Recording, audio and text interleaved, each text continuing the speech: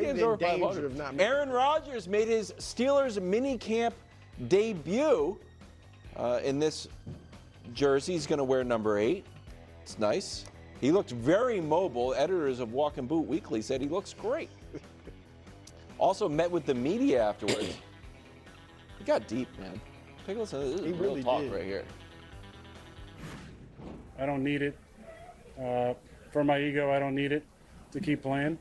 A lot of decisions that I've made over my career and life from strictly the ego, even if they turn out well, are always unfulfilling. But the decisions made from the soul are usually pretty fulfilling. So this was a decision that was best for my soul. And I felt like being here with Coach T and the guys they got here and the opportunity here was the best for me. And I'm excited to be here. Okay. Your reaction to that? Anybody? I have two opposite reactions. That's interesting. One, on the one hand, I like it. I like the fact that he's playing for $10 million, $13 million. He could have easily gotten 25, 30, maybe more. He could have held out. The Steelers' hands were tied, and he didn't go ahead and hold them hostage. So I like that. He seemed nice and calm and collected. So he seems like he's in a good headspace. So I kind of like it from that perspective. On the other hand, he's talking like, just here to have fun. I'm just, hey, one last year. I mean, he didn't say that, but, I just want to play some football. Yeah. I just want to have some fun. And I think T.J. Watt and Cam Hayward and these guys are like, we want to win some playoff games. Well, T.J. Watt's not even there. So. Yeah, I know, but he's at his crib thinking that. We want to win some games. And I don't know what this means, but that's what I'm saying. Those are the two things that come to mind. Is he too nonchalant where it's like, man, at this stage, it's not about ego. It's not about me, adding to my legacy. I love football, and I got another chance to play. So I'm kind of torn. So few things. I do obviously believe he loves football and loves playing and wants to keep playing. He doesn't need the money. And to Wilds' point earlier, even though it's way below market value, it's still $10 million for $13.5 million, but he doesn't need that. Also, I believe what he said about the ego thing. And I'm not being a smartass here. I've never done ayahuasca, and I don't know a ton about it, but from what Aaron said, from what Kendrick rapped about, and what I've read, does say one of the real things it does is like have a moment of like stripping away ego and how you see the world, and it's one of the reasons people who have done it swear by it. So I do buy that. Aaron is a very frustrating salesman at times because, in my experience, he alternates between incredibly earnest, not only believable, but I think thoughtful, and total used car BS guy. And it can sometimes be within the same interview, right. And so things can get conflated. That I felt to be earnest, and so I appreciate that. Where I disagree is the wrong word. Where my skepticism is if, let's say, the Jets had won the Super Bowl. I know that sounds ridiculous, but let's just say it had happened. And then, for some reason or another, they still new coach, whatever, they moved on. Would Aaron Rodgers still be playing? Because that answer says, yeah. It's like it's nothing to do with like scratching an itch that isn't there or doing something I haven't done or putting a real final mark on my career. It's just this was best for my soul. I want to play.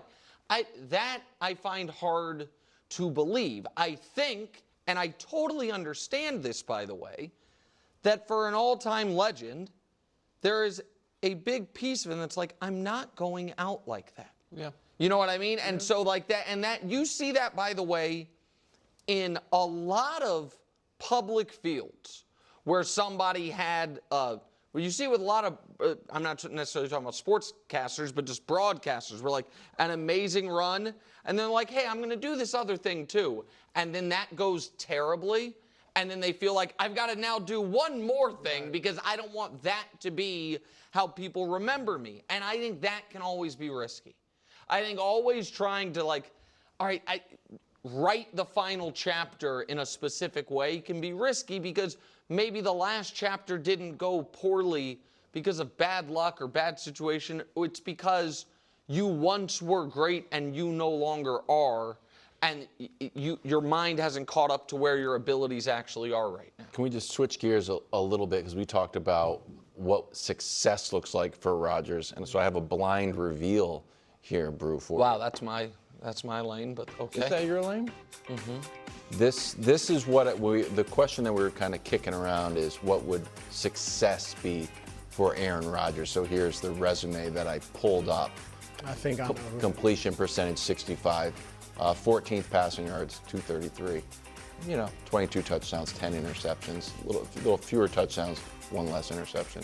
Passer rating sub 90. He was around 90 last year. You know who this is?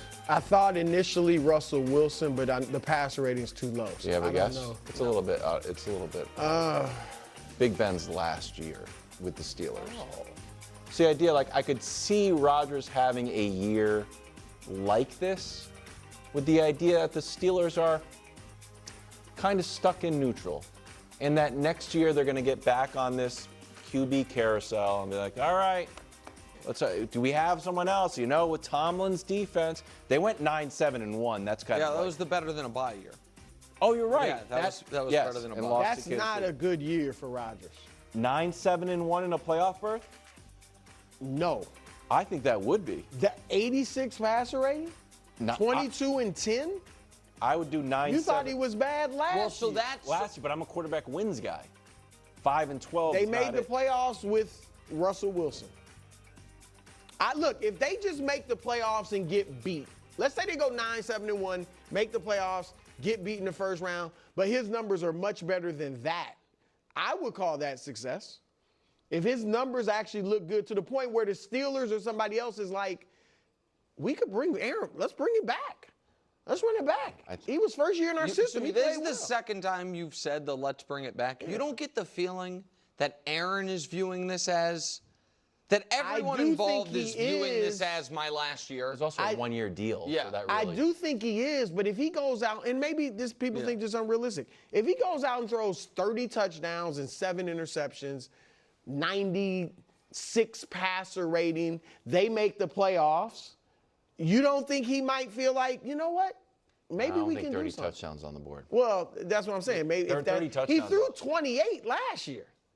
That makes so I had the exact same reaction that 30 touchdowns seems impossible, and then Brew mentioned that last year he threw 28, and I'm like, okay, well if he threw 28 That's why last year, some like of his, 2 more. Some of his numbers don't look bad. No, from last year. there's 2 ways to look at him heating up at the end.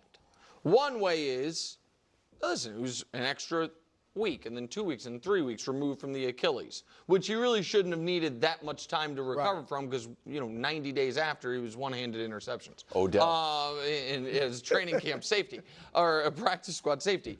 The other way to look at it is he heated up as soon as the games didn't matter.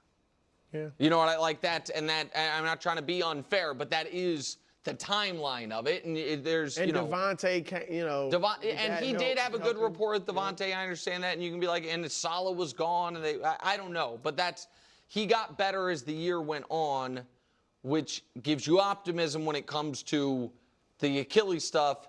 It kind of reinforces the pessimism of, not at his best when the moment demands it. Because it happened his last year in Green Bay, too. Correct. And then once the pressure was on again, struggled. More quarterback rankings. Chris Sims rolled out his top 10 quarterback countdown list. Earlier in the show, we revealed the top 5. Now we're going to look at all 10. From 1 to 10, Lamar, Josh, Joe, Patrick Mahomes, Jaden Daniels, Stafford, C.J. Stroud, Herbert, The Bake Show, coming in at number 10. Super Bowl MVP, Jalen Hurts. Is this disrespectful to the Eagles QB? Yeah, and Chris Sims, let me just let you know right now, if you happen to run into Mama Hurts, she's going to give you a piece of her mind. Let me tell you, someone with first-hand experience. I'm going to pinpoint, though, one guy ahead of him. Having Jalen Hurts behind Justin Herbert it's one of those things where it tells me a lot about the evaluator and what they value and what they don't, and speaking of, what I'm about to talk about here, I am sure I am guilty of. This is not an attack on Chris Sims, I promise.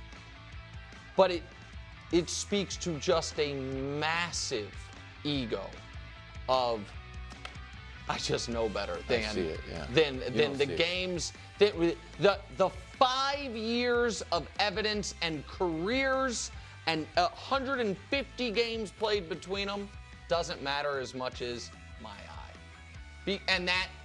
Because when one guy has not only been to 2 Super Bowls, but played really well in one and played great in the other, and not to mention NFC Championship game where they scored 50 and all of that stuff, and the other guy's playoff resume is we can show it to you, 2 of the most disappointing playoff performances of the last decade. The last of which came in a season where he had the #1 defense in football, and all Jim Harbaugh asked of him, don't turn the ball over and we'll be fine. And in the playoff game, he had more interceptions than he had in the entirety of the regular season combined. I just don't know how you can say he's better than Jalen Hurts. It just seems that one ranking seems to me to be indefensible, other than, I just know. But you didn't have an issue with, like, Baker? Well, so I guess my point is this. I think everyone else ahead of him, I can see how you can construct the argument. Like Baker, if I just talked about how